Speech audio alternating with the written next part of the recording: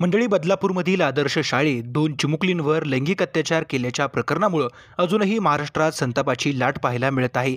या प्रकरणामुळे अख्खा महाराष्ट्र हदरला आहे. बदलापूर प्रकरण ताजं असतानाच आता अंबरनाथमधून अशीच एक धक्कादायक घटना समोर आली आहे. अंबरनाथमधील 35 वर्षीय नराधमानं 9 वर्षाच्या मुलीचा शौचालयात विनयभंग केल्याचं उघडकीस आलंय. या प्रकरणी अभिनेत्री तेजश्री प्रधाननं संतप्त भावना व्यक्त केल्या आहेत. अभिनेत्री तेजश्री प्रधाननं सोशल मीडियावर अंबरनाथ प्रकरणी भाष्य केलंय. तिनं इंस्टाग्राम स्टोरीवर लिहिलं आहे, अजून किती वेळानंतर या नराधमांना शिक्षा मिळणार? समाजात भीती पेरायची वेळ आली, आता जागे व्हा. दरम्यान बदलापूर प्रकरणावरही मराठी कलाकारांमध्ये संतापाची लाट पाहायला मिळाली आहे. अनेक कलाकारांनी सोशल मीडियाद्वारे या प्रकरणावर परखड मतं मांडली आहेत.